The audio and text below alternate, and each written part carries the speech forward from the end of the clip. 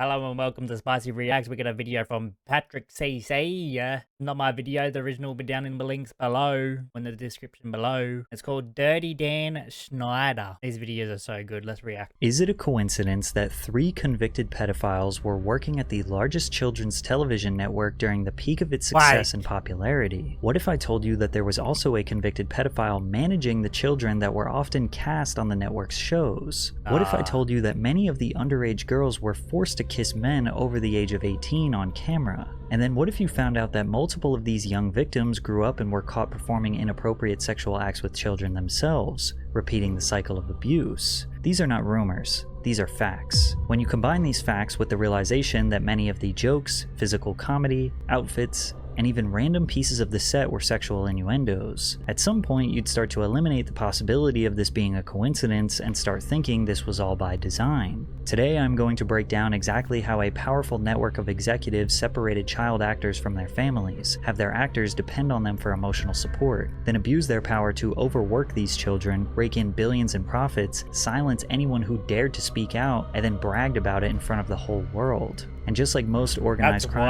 operations, they typically funnel up to one top boss, the untouchable creator of this machine. Insert Dan Schneider, the man behind the camera, the esteemed Nickelodeon producer who created some of the most iconic children's television programs in history.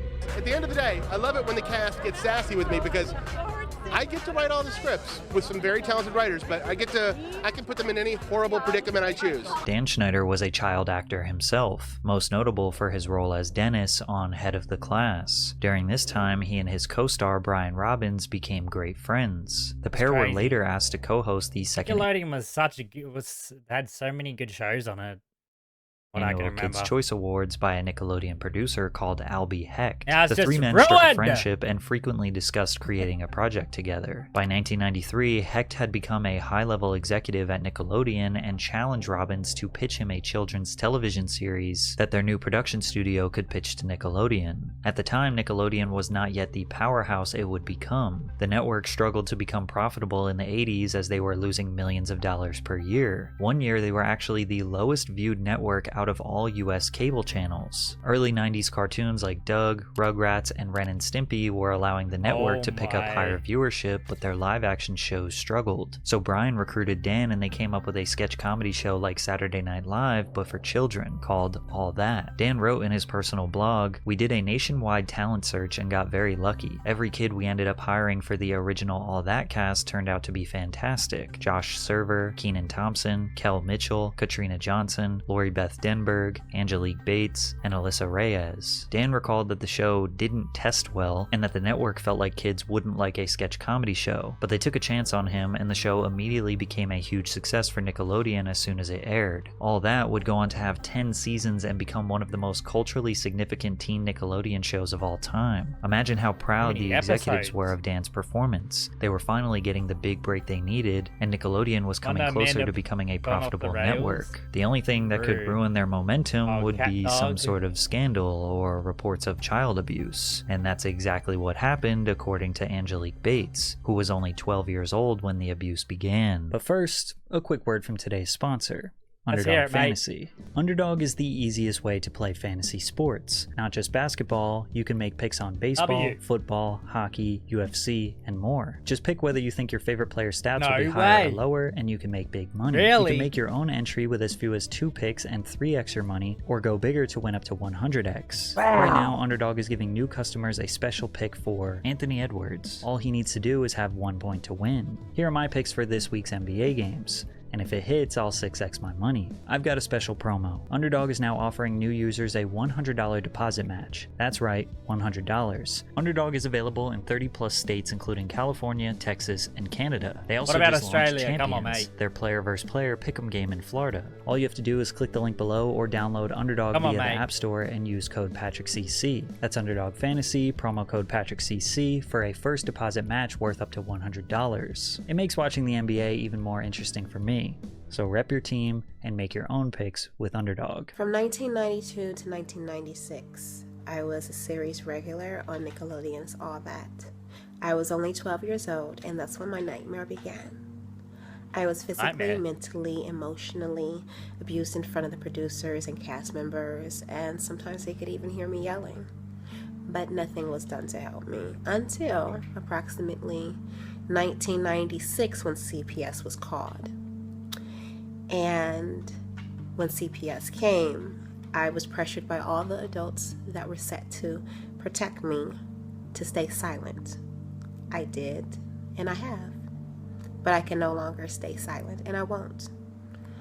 My name is Angelique Bates, and I am an adult survivor of child abuse, and this is my story. Angelique is the first known survivor who has spoken up against Nickelodeon's corrupt practices, and her story is extremely important because it also highlights the parents' involvement in such abuse. Angelique recalls Nickelodeon producers being upset that her mom was constantly supervising her. Money does, they right? started having a bullseye for her was that she was one of the parents that was not going to leave me unattended on set because by law, parents are supposed to be there. So they didn't like that fact that she wouldn't leave me. Some parents would leave their kids unsupervised while they work. They trusted the producers and did not want to interfere with their child's opportunity to build a career for themselves. Angelique's mother was not like that, and she even recalled a time where someone made a sexual advance towards her and her mother threatened to sue the network. Unfortunately, Angelique's mother was also physically and emotionally abusive towards her, so she wasn't safe on set or at home. The double-edged sword with my mom's beating my ass, but then she's like protecting me from Nickelodeon all at the same time. Like, she blocked all that. Like I said, the reason why they started hating her was because she was blocking me from that and because she was turning down sexual advances from it. Angelique slowly received less and less work due to her mother's involvement and believed she was blackballed by Nickelodeon because she and her mother could not be controlled. And because no wrongdoings were ever officially reported, all that ratings continued to soar. The series propelled the careers of cast members Kenan Thompson and Kel Mitchell, who starred in the first All That spin-off, Kenan and Kel. The show originally aired on Nickelodeon for 4 seasons from 1996 to 2001 and was equally as successful as All That, winning the Favorite TV Show award at the 1998 Kids' Choice Awards. They also starred in the Nickelodeon cult classic film, Good Burger. However, with Schneider in charge, not much changed behind the scenes. Taisha Hampton, ex-wife of Kel Mitchell, spoke out on suspicious behavior she experienced on Nickelodeon sets. Taisha was married to Mitchell from 1999 to 2005, but they originally met on the set of Good Burger where she was casted as an extra. She too backs up the claims that parents were not around. And these parents, like Kel's parents, were not with him. All these parents of the kids on the show, their parents were not with them. Separate the children from the parents. That seems to be a theme with Nickelodeon. There are 2 main reasons why they likely did this. Firstly, it seems like Nickelodeon was trying to take advantage of loose child labor laws in Florida, where the shows were filmed. According to the 1998 Florida Child Labor Code, minors aged 15 and under could work 40 hours per week as long as it was during a holiday or summer vacation. 16 and 17-year-olds who graduated from high school or had their GED did not have to abide by any work hour restrictions. A school superintendent could also issue a waiver of hours, and there is no law that specifically states a parent must supervise their kid while their child is working. However, regardless of what the code says, child labor experts say the laws were rarely enforced or penalized when there was a violation. In 1992, Jeffrey Newman of the National Child Labor Committee said that child labor today is at a point where violations are greater than at any point during the 1930s. One report found that the average business could expect to be inspected once every 50 years or so. Inspectors spend only about 5% of their time looking into child labor problems. Businesses across the entire nation were taking advantage of loose child labor laws in the 90s. Do you think Nickelodeon was any different? Children are more susceptible to exploitation and abuse in the workplace due to their vulnerability and lack of bargaining power. Think of how easy it would be for a TV producer to torment and gaslight a young actor if they weren't getting their lines right or performing to the producer's standards. But if their parents were there on set witnessing their child get scolded, they might cause a fuss. Producers want as little friction as possible, so it's not crazy to think that they probably cast talent with parents who stay out of their way. But once they do get the parents out of the way, what do they do with the kids? Because we would get into clubs and we were young, like 16, 17 years old, and we'd be in clubs. And the people on the set in Florida made us fake IDs. And so then I started thinking, I was like, wait, what? And then they were talking about orgies, and they were talking about like hell people no. on the set would show like pornos, and they'd give us alcohol. Those were kids, like young kids on that set. Yeah, these are grown 30-year-old men and women showing this to the kids, because 16, 17, 15, 14-year-old kids. But another one of the cast members was like cleaning Dan Schneider's car with a bikini on. And now this time she had been 15, 16 years old. There were other times they would have like parties where the parents wouldn't be there, and they'd give us alcohol. And another one of the people on the cast was giving blowjobs to the producers. wow, one of the kids. And they were kids. Tracy Brown, whose son Brian Hearn was cast on All That for season 7 and 8, tells a similar story from a mother's perspective. Because there are many times on that set where they're like, hey, we want to invite Brian to a party. And I'm like, hey, just Brian? And they go, yes. And I'm like, no. And they don't like moms that take control of their child. But I had heard things. So guess what? You don't need to like me. And they were like, well, bye-bye. And I was like, let's go. I was not going to do anything for the money. Like, y'all need to understand, I'm that woman. I'm not going to do anything that might compromise my son, not even for the income. But many even suspect that the producer's perversion may have been scripted into the shows, starting with Kyra on Kenan and Kel, who was just 12 years old but was always trying to flirt and make sexual advances on the much older Kel. She would refer to him as her boyfriend despite him being obviously uninterested because she is a child. At the same time that Kenan and Kel were huge stars, one All That cast member emerged and became the most iconic Nickelodeon star of all time, Amanda Bynes. At just 10 years old, Amanda stood out amongst her peers and showcased her comedic talents through various characters and sketches. As a preteen, she was maturely confident and comfortable on screen.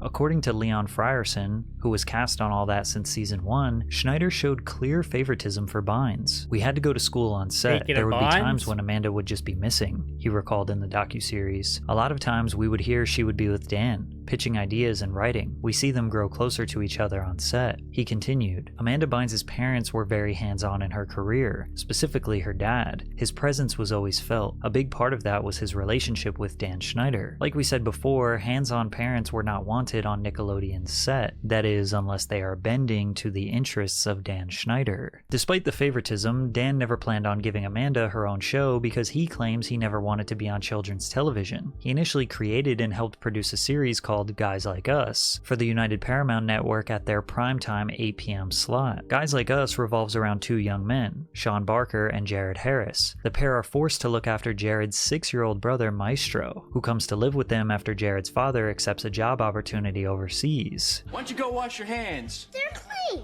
Well, then go wash your feet. Dan's sitcom designed for adults was an utter failure as he was not funny nor creative enough to keep adults entertained. It was canceled after one season due to abysmal ratings, so he shifted his focus to creating a show around Amanda. The Amanda Show was a sketch comedy television program that had a very similar look, feel, and comedic style as All That and Kenan and Kel. Schneider struck gold again. The Amanda Show became the highest rated live-action television program on Nickelodeon during its run. Amanda portrayed various characters that would become iconic, such as Judge Trudy,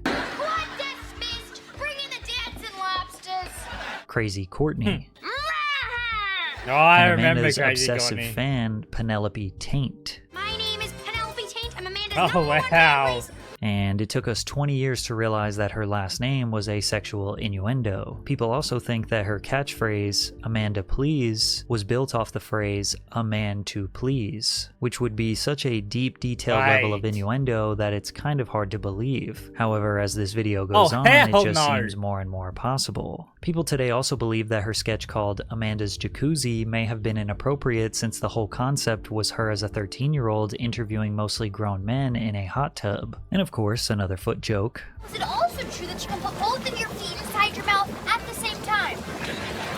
I don't know. No.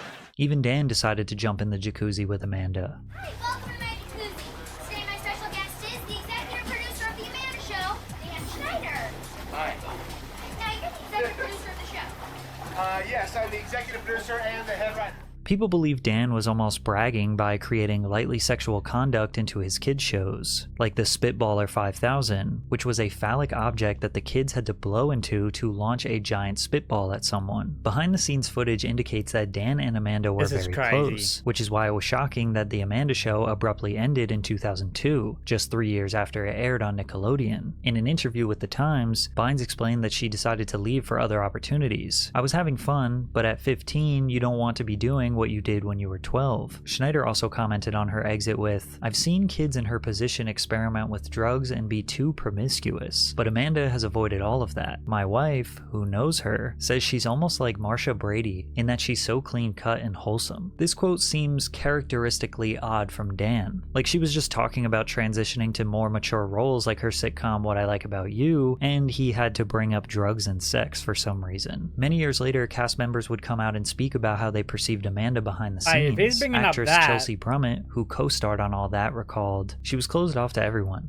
You'd ask her a question and she'd give you a quick answer to end the conversation. She was always defiant with her dad, but she tried to hide things from her dad. She always seemed like she was trying to hide things. They would butt heads." This recountment does line up with the timeline of 2003, where Amanda sought to be emancipated from her parents at just 17 years old. In June of 2003, Amanda's agent, manager, and lawyer were all abruptly fired by her parents. The young star, now 17, was seeking legal emancipation from her parents, who were furious when they discovered that the reps had concealed this fact from them. Unfortunately, Amanda was not able to successfully get emancipated. During this rough patch in her life, Bynes reportedly leaned on Schneider and his wife, Lisa Lillian, for support. "She was spending a lot of time with us," said Lillian, "but she never left her family's house." This direct quote from Dan's wife is strong evidence that Dan and Amanda were close off set. Amanda has spoken out very strongly against her father and maybe at the time looked at Schneider as a replacement father figure. Dan also recently recounted a night where Amanda ran away from home.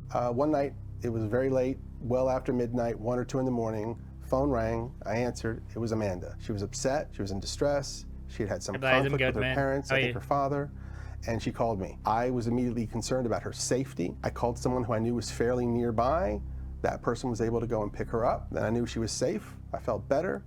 She ended up being taken to the police. As much as people blame Dan for the downfall of Amanda's career, or claim that he had suspicious involvement that's deeper and more inappropriate, throughout Amanda's whole life and numerous public spirals, she never blamed or accused Dan Schneider of anything. All of her anger and horrible accusations were towards her biological father. However, the cloud of mystery and potentially inappropriate behavior surrounding Amanda, as well as her obviously broken family life, seemed to be a common gray area Dan found himself in with his stars. Over the years, some of the most prominent stars like Jamie Lynn Spears, Jeanette McCurdy, and Ariana Grande all had absent fathers. On one hand, you can blame the parents. On another, you could look at Dan as a predatory opportunist. Or maybe it's a little bit of both. But there was a real convicted predator who worked underneath Dan Schneider. Jason Handy, a production assistant who worked on All That and The Amanda Show, exchanged email addresses and phone numbers with parents and kids who thought he was a friendly and helpful presence on set. You thought, oh, I could be friends with this person, said MJ, the mother of a former actress on The Amanda Show, who was identified as Brandy. The mother was mortified when she saw her 11-year-old daughter looking at a graphic email from Handy. It was a picture of him naked, masturbating. And he said he had sent it to her because he wanted her to see that he was thinking of her.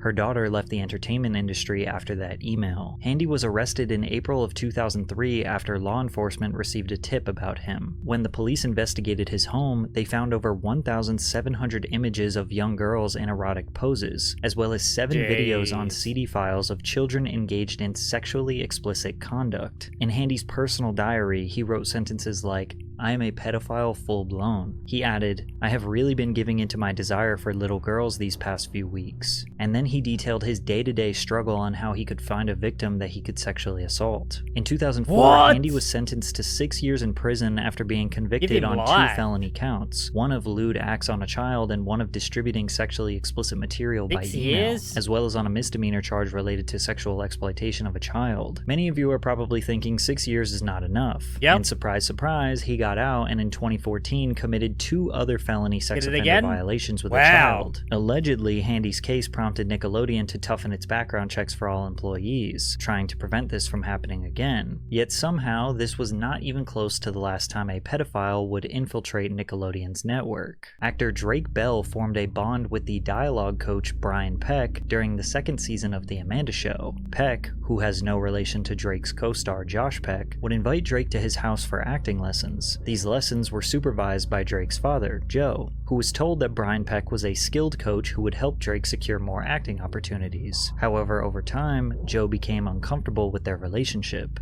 And unfortunately, I started seeing Brian start to just hang around Drake too much. And it didn't set well with me. Drake would be in the dressing room or something, and in would pop Brian, and just touch Drake. You know, do things that, wait a second, what are you doing? Drake can put that on himself.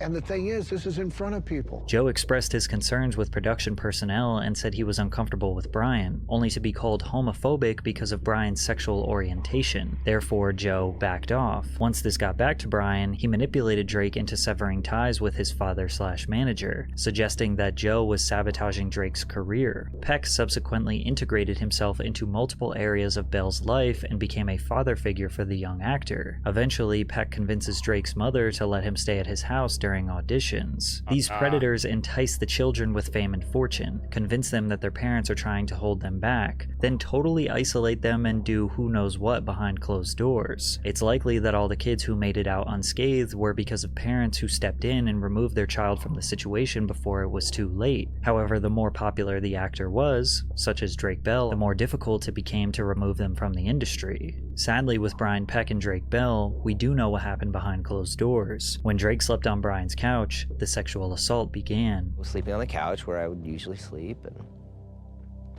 I woke up to him. I just opened my eyes, I woke up, and he was sexually assaulting me. Why don't you think of the worst stuff that someone can do to somebody as a sexual assault, and that'll answer your question. Drake wouldn't tell anyone for several months. The abuse persisted until Drake began spending more time at a girlfriend's house. One day, when he was supposed to meet with Brian, Drake said he did not want to hang out. Brian then started calling his phone nonstop. When Drake failed to answer, Brian obsessively started calling his girlfriend's house, which is when the girlfriend's mother suspected something was wrong and took Drake to her family therapist. He later detailed the abuse to his own mother, who called the police. I had to be excruciatingly detailed about every single thing and time that it had happened with 2 absolute strangers. The worst part was I had to make a phone call to Brian and get him to admit to what he'd done. The police monitored a wired phone call with Brian, who broke into a full-on confession that led to his arrest. The investigation was conducted privately, and Bell remained unidentified to the public for several years due to his age at that time. Drake did tell Dan Schneider about this situation right before the trial. And when Drake and I talked and he told me what had happened, I was more devastated by that than anything that ever happened to me in my career thus far. And I told him, I'm here for you. What do you need? But Drake's mom, a lovely woman who I stay in contact with this day, she came to me at the time and she said, Dan, I'm not good with words like you are. And would you help me with my speech for the judge?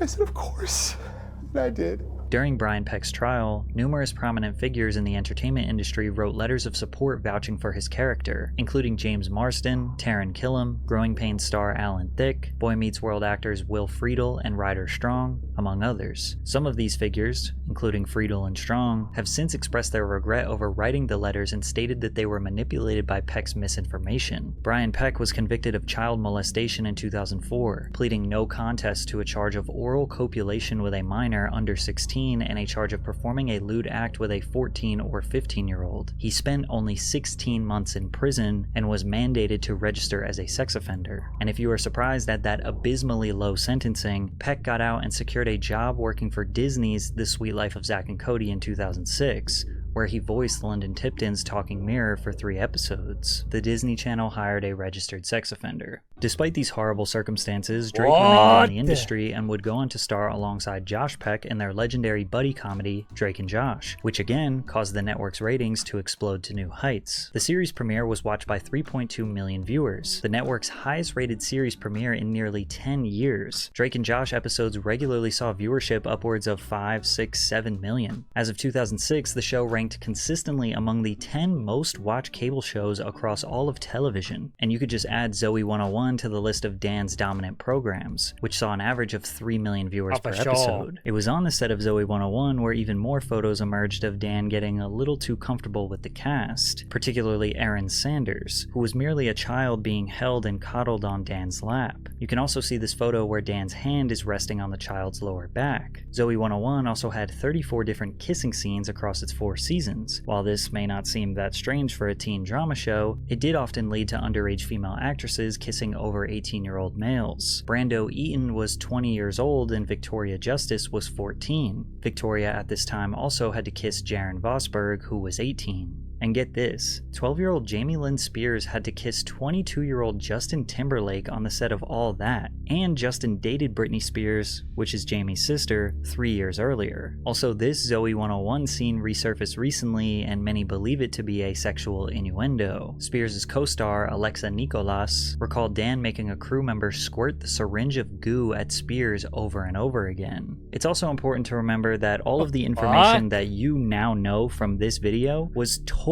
unknown by the public at the time. All the allegations and predatory behavior was all silenced before they could ever reach headlines. Barely any media outlets were reporting on why pedophiles were allowed to work on set. Survivors were scared to speak their truth, and even if they wanted to, they would have to go through a publicist or rely on a potentially corrupt media outlet to tell their story the right way. All anyone saw was the final product on television, so we assumed everything was consensual and safe and approved by people who had the best interests of the children in mind. Even if the network was suspicious of Dan and his production staff, which they weren't, they were going to do anything and everything to protect his reputation because Nickelodeon was red hot. At this point, they had been the #1 network in viewers aged 2 to 11 for over a decade. They were raking in millions of viewers and billions of dollars. Dan had more power than ever and was about to unleash all of his sick fantasies through iCarly. The basic premise of iCarly was that Carly Shay, played by previous Drake and Josh co-star Miranda Cosgrove, and her friends Sam and Freddie, played by Jeanette McCurdy and Nathan Kress, produce a web show from Carly's older brother's apartment. The show resonated with the real-world rise of online content creation and the growing influence of social media platforms like YouTube during the 2000s. The show within a show encouraged fan interaction by incorporating segments that invited viewers to participate in the show's interactive elements. Additionally, the characters often responded to fan mail and viewer submissions on their web show, further blurring the lines between fiction and reality. Like, take a look at this time they called a 12-year-old fan. Do you have any questions for Sydney? I follow your Twitters. How old are you?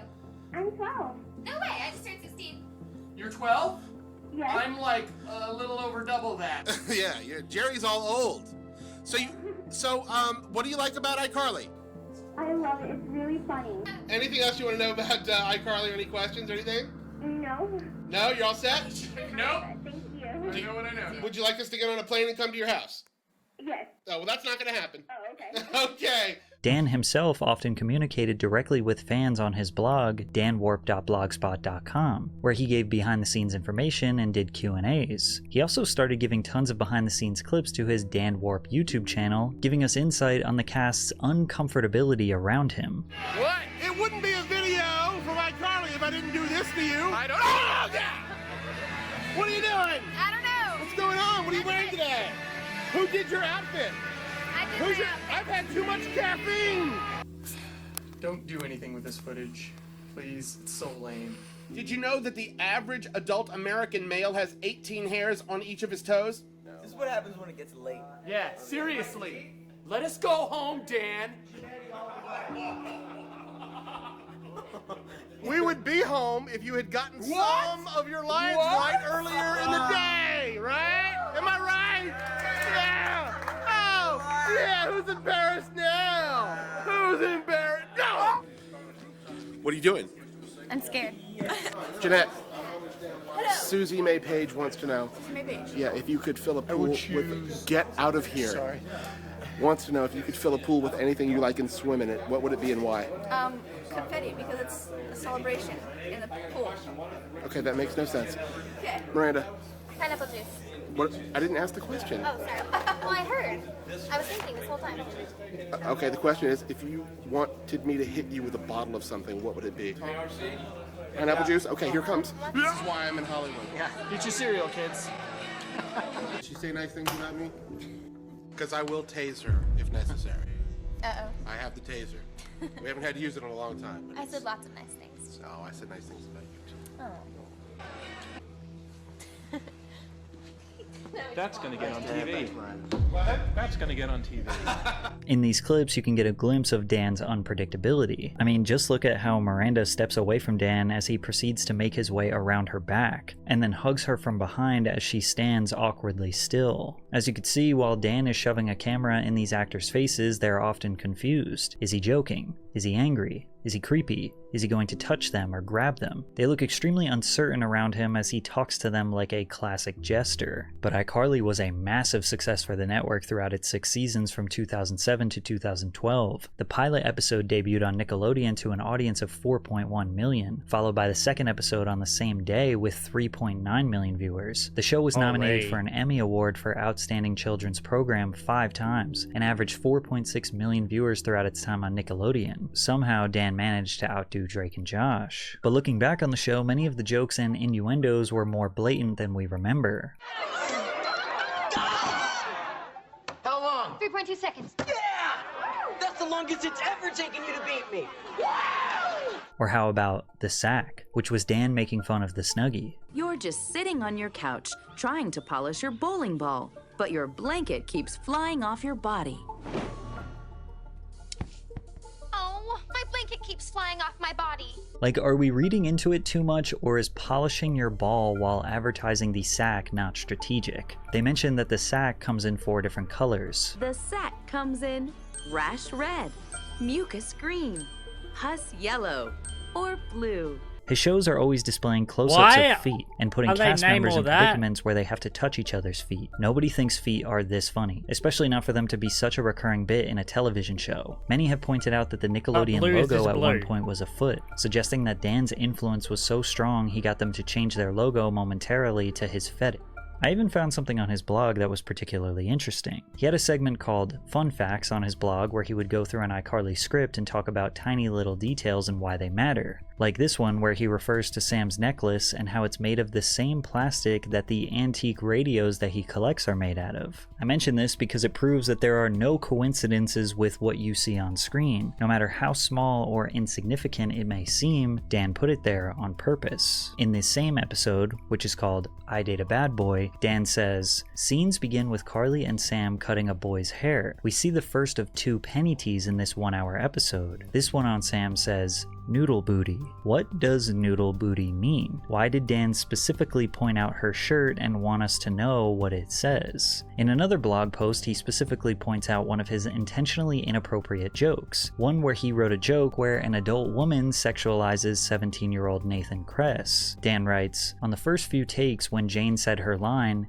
hey, those pants fit you real good, she was looking at the front of his pants. I had the director step in quietly and tell her that, because this is for Nickelodeon, we'd prefer she look at the back of his pants on that line. Winky face. I guess Dan thinks that complimenting a young boy's butt is somehow more appropriate. Additionally, take a look at this 2010 blog post where he discusses adults who watch iCarly. He writes, there are around 150 people who work on iCarly, and none of us approach it like we're making a kids show. We make iCarly no differently than if we were writing and producing a primetime half-hour comedy for NBC, CBS, or any one of the major broadcast networks. This statement directly contradicts what he said while addressing the Quiet on Set documentary. Some people think that some of those jokes are inappropriate for children. What do you think of that? Every one of those jokes was written for a kid audience because kids thought they were funny and only funny. So Dan, are the jokes for adults, like you said 10 years ago on your blog, or are they for kids? like you just said recently when the pressure is at an all-time high. It was also during iCarly when 47-year-old Martin Weiss, who managed dozens of child actors, was formally charged with sexually abusing a former client. The victim told police that he had sex with Weiss 30 to 40 times about 6 years ago, and the abuse ended when he turned 15 years old. But Weiss denied that it was rape because the 15-year-old boy showed interest. But the boy said that Martin convinced him that this was common in the industry and denying him would ruin his career. Yet again, a pedophile infiltrated Nickelodeon, and nothing changed. Still, Dan was absolutely dominating. He likely had unimaginable power at the network. Whatever he said goes, but he may have gotten a little too comfortable, maybe even cocky, because his next two shows, Victorious and Sam and Cat, would start to get him in a lot of trouble.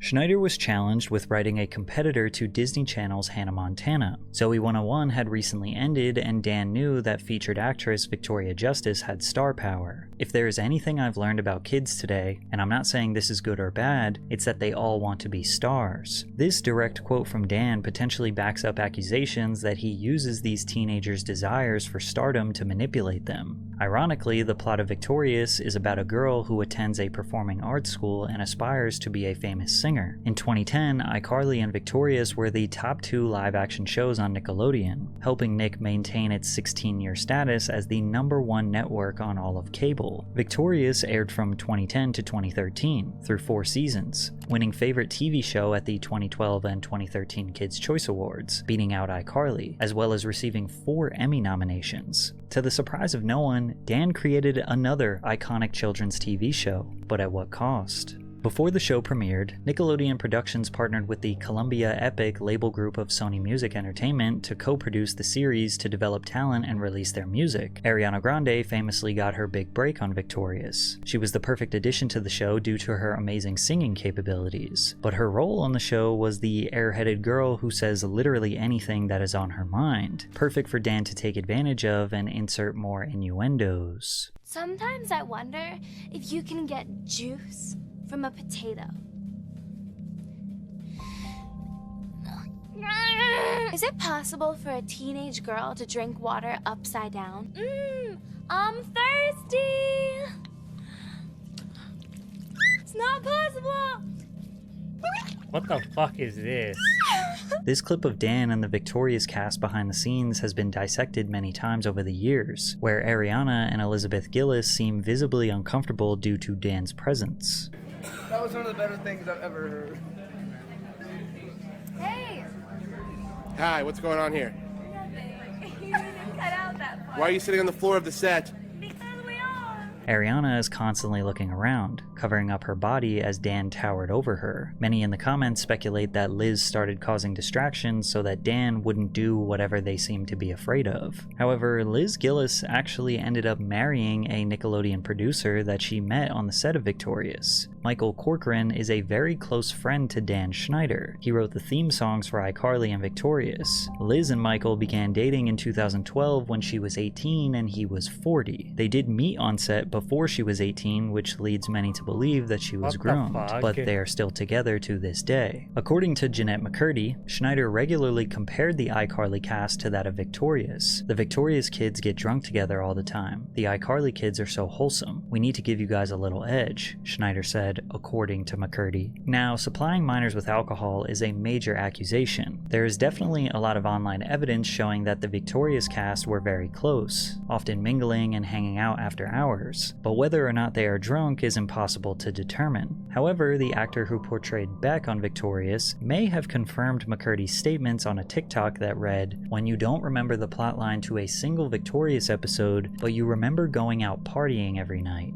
Daniela Monet, who played the lead's older sister, Trina Vega, told Insider that some of the actors' outfits on the show were not age appropriate, and that she wouldn't even wear some of that today as an adult. Daniela also recalled a time when she contacted Nickelodeon about a Victorious scene where she ate a pickle while applying lip gloss. She expressed concern to the network that it was too sexual to air, but Nickelodeon aired it anyway. And in case you were wondering if Dan ever slowed down on his foot content, no. He actually ramped it up. There we go.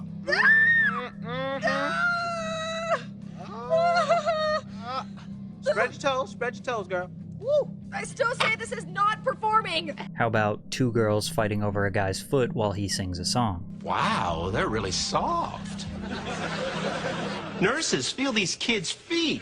But it was around 2012 and 2013 when people online finally started to question what was going on at Nickelodeon. I believe it was due to Amanda Bynes' very public downward spiral. It was around this time she made headlines for her first DUI, assaulting a member of the paparazzi, being seen in public looking disheveled and distraught. Then she was evicted from her New York City apartment, and she got some strange dimple piercings and even posted lewd photos that were not very flattering. In short, people were saying that she was going crazy, and naturally they started to question the children's television industry that she grew up in. An infamous blind item appeared on the Crazy Days and Nights blog of someone trying to warn the public about Dan. He's a monster, the worst predator alive, and if you wonder why nobody will confront or charge him, he's in charge of multiple hit shows for Nick, which rakes in oceans of money. What about the parents? No tweener parent who shoved their kid into the limelight from birth is going to cross him either, and risk career suicide and loss of revenue, no matter how bad it F's up the kids. It was also around this time that a Redditor alleged that Dan offered them $100 to tickle their feet while on set of one of his shows. Now, none of these claims were backed by any real or substantial evidence, but it did get people talking. Media outlets finally began speaking out, questioning the intentions of children's TV, specifically pointing to the sexual nature of Victorious. Those designer threads often have an adult sexiness that unsuccessfully straddles the line between tasteful and trampy. While guys are allowed to be quirky and weird looking, girls are uniformly cast from the same Bratz doll mold. Meanwhile, you had Dan posting things on his blog like, "But what Kat does in this scene is a special variation of the spit take, where the liquid just falls out of her mouth. Yes, this is what I do for a living. I analyze the various kinds of spit takes. Not a bad job," smiley face. After this quote from Dan, we now know that this photo, which is on the official Zoe 101 IMD page, showing Victoria Justice with spit falling out of her mouth, is probably his creation. You also had people in the early 2010s analyzing his old tweets, ones where he was constantly talking about people's feet and toes. "This toe belongs to one of the stars on one of my shows. Whose toe is this?" To which he later tweeted, "The toe belongs to the sweet and hilariously talented Miss Jeanette McCurdy. Sam and Cat tomorrow. Right on the bottom of your foot, take a pic and use hashtag Sam and Cat Saturday. We will retweet and follow until our fingers get sore." I also found this extremely old Pepsi commercial Dan starred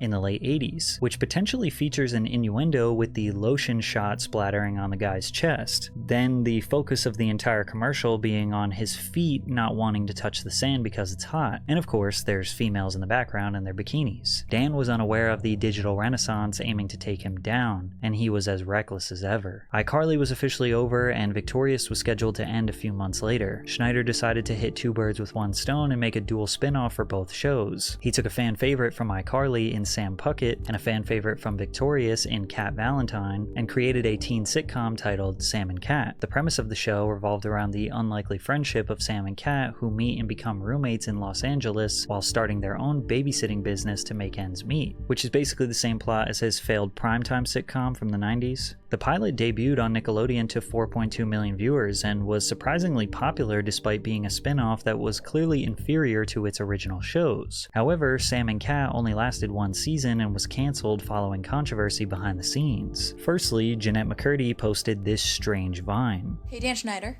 I know you're watching my Vine. Do you like my Vine? Vine. Look what you've done to me. Considering she would speak out against him 10 years later, we now know this was not our imagination. He was really making her crazy. In her 2022 memoir, I'm Glad My Mom Died, McCurdy detailed her childhood and how her mother, Deborah, forced her to become a child actor. Schneider was also mentioned in the memoir solely as the creator, who McCurdy claimed created an unsafe work environment, frequently subjecting the cast and crew to emotional abuse. When Jeanette turned 18 and iCarly was coming to an end, the creator allegedly dangled the opportunity for Jeanette to have her own spin-off. She wrote that the creator took her out to dinner, where he encouraged her to try alcohol for the first time and gave her a shoulder massage. The creator is doing that thing that I've heard from my co-stars he does with every new star of a show that he's making. He been offered 300,000 by Nickelodeon to keep it all quiet. takes you under his wing, you're his favorite. Additionally, there was a feud between Ariana and Jeanette brewing behind the scenes. On Jeanette's podcast, she discussed her time on Sam and Cat, revealing that she was jealous of Ariana Grande because executives allowed her the opportunity to pursue other business ventures while restricting McCurdy's career advancement. Every time something exciting happens to her, I feel like she robbed me of having that experience myself, and every time someone calls me a good sport, all I feel is how much I don't want to be one. Ariana misses work in pursuit of her music career while I act with a box. I'm pissed about it, and I'm pissed at her, jealous of her. In case you're wondering, one episode of Sam and Cat was based around Cat getting trapped in a box, and Sam spent the whole episode trying to get her out. The writers had to come up with an episode without her because Ariana was busy with her music career and couldn't film. This show getting canceled after one very successful season was likely due to this feud, but I'm sure Dan's behavior towards Jeanette and Ariana made it easy for them to sever ties with Nickelodeon. This basically marks the end of Dan's dominance at the network. He was recognized for his 20 years of work at Nickelodeon with their very first Lifetime Achievement Award in 2014. For the few online that were aware of the rumors surrounding Dan, this award rubbed them the wrong way. Slowly in 2014 and after, we saw more media coverage pointing out inappropriate moments in his shows. But again, the masses, the general public, had no idea what he was doing. And for a few years, people stopped talking about him online, until 2017, when the Harvey Weinstein Me Too movement shook industry predators to their core, and Dan tried to make it out unscathed. In October of 2017, investigative reports by the New York Times and the New Yorker exposed decades of sexual harassment, assault, and misconduct allegations against film producer Harvey Weinstein. This prompted bloggers who knew about Dan's history to discuss him once again. More blind items from the Crazy Days and Nights blog emerged, like this one that suggests Dan, the producer, was sleeping with cast members. A producer who has been featured on this site from almost the very beginning. When she landed the part, the producer never mentioned anything about sleeping with her. All but one of them were underage. She suspected that because she was legal for almost the entire run of the show, that he was just not that into her. At some point, he did try and sleep with her and she turned him down. That rejection cost her a bunch of scene reductions. Meanwhile, the producer found someone else to sleep with who was also legal but loved to roleplay super young. She was getting the good lines and scenes. She was being offered crossover opportunities and new shows were being developed for her. And again, this could just be people spreading lies, but now the pressure was on, and Nickelodeon, Dan Schneider, they could feel the heat. Websites like The Revenge of the Sis became fully dedicated to exposing the creepy nature of the Nickelodeon network. Coincidentally, as the pressure was at an all-time high, Nickelodeon cut ties with Dan Schneider in March of 2018 and paid him the $7 million still owed on his contract. They claim this separation was a natural next step and they are proud of the work he did for Nickelodeon. Deadline Hollywood reported that there had been complaints about Schneider's alleged behavior, including his well-documented temper issues for years. Following reports that Nickelodeon and Schneider parted ways, Dan's Twitter account went quiet. He only rarely made public appearances. He also tried to erase everything on his blog, but we still got that. Nickelodeon Studios even released its reboot of iCarly for the Paramount Plus streaming platform without Schneider. From Dan's exit in 2018 until today, YouTubers, bloggers, previous cast members, and media outlets greatly contributed to informing the public about Dan's ways. Perhaps the most detailed and detrimental article was the 2022 Business Insider Deep Dive, which interviewed 15 of Dan's former co-workers, some of which spoke horrible things and others defended his character. Dan cared about the kids on his shows even when sometimes their own families unfortunately did not. Russell Hicks, Nickelodeon's former president of content and production, wrote, "He was the shoulder they cried on when something happened to them. He understood what they were going through." Schneider drew hours away from writing scripts and instead spent time mingling with the stars on his shows, taking them out to dinner and inviting them to his house for holiday parties. It became so frequent that some of Schneider's colleagues questioned the amount of time he spent interacting with young actors. While Dan focused on being accepted by the children on his shows, several writers and crew members claimed Schneider created an uncomfortable, bizarre environment, regularly demanding 14-plus hour days and expected writers and crew members to be available 24 hours a day, 7 days a week. More disturbing was Schneider's behavior towards female crew members, reportedly hugging them for extended periods as a joke, making people uncomfortable. Schneider also requested massages from adult female colleagues during his tenure at the network, according to several Nickelodeon staffers. Kerry Mellon, who worked as a costumer star on Schneider's shows for 14 years, said Schneider received weekly massages from a third member of the costume team. They also claimed that Schneider would ask the women to give him a massage by reaching under his shirt. Despite claims that he fostered a hostile work environment, Schneider's shows at Nickelodeon were greenlighted because of his influence within the company. On-set employees rarely pushed back against Schneider. Another writer said, "Because you just didn't cross Dan. He was a really scary presence." However, it took all the way until the Quiet on Set documentary before Dan ever responded to any of these allegations. But during this 20-minute interview, he basically only admits to being mean to his writers. I would snap at people sometimes. I would be snarky when I could have given them a nicer answer. I would not give people the time that they needed. I would be in too big a hurry to get on to the next thing I had to do. And watching that show, it made me, there were so many times I wanted to pick up a phone and call some of those people and say, I'm so sorry and let's talk about it. And I wish you'd had a better time and I wish I could have shown you a better experience. The rest of this conversation was him deflecting blame. He said that his inappropriate jokes were approved by the executives at Nickelodeon that were above him, and they didn't think the jokes were inappropriate at the time. But he also said that since people are upset about those jokes, then he's okay with erasing them, which makes people wonder, are they inappropriate or not? He claims he had no knowledge of any sexual assault that any of his previous cast members experienced, but he did admit to demanding massages. Let's talk about the massages. Okay. Watching the content yesterday, it was disturbing. It was wrong. It was wrong that I ever put anybody in that position. It was the wrong thing to do. I'd never do it today. I'm embarrassed that I did it then. I apologize to anybody that I ever put in that situation.